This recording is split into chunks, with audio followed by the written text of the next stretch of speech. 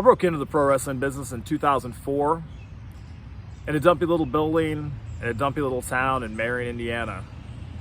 Probably never heard of it, and that's a good thing. I would drive the hour and 15 minutes 3 times a week for training, and on 2 of those days, someone might show up to train me. And when I went into that building with no heat, no air conditioning, I would get beaten the hell out of for 2 to 3 hours. Some might call it torture, some might call it hazing, some might call it bullying. But I didn't. I figured it was part of the job. I figured it was toughening me up.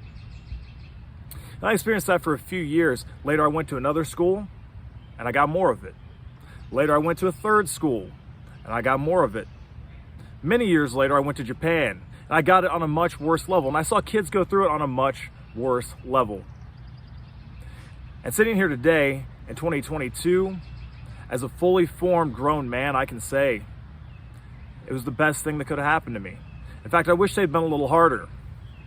Nowadays, any kid can walk into a building that has a ring with somebody who claims to be a trainer, and they think they've entered the professional wrestling business. Like it's not something that you earn. A kid came into my training school, actually. He came about 3 times. One day he did something very reckless, almost hurt somebody. I told him to get out of my ring. I didn't even yell at the kid. He cried in the corner and he quit.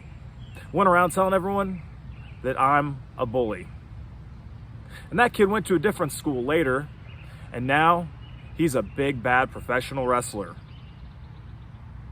Too easy of a point of entry into our business is a reason why pro wrestling is dead.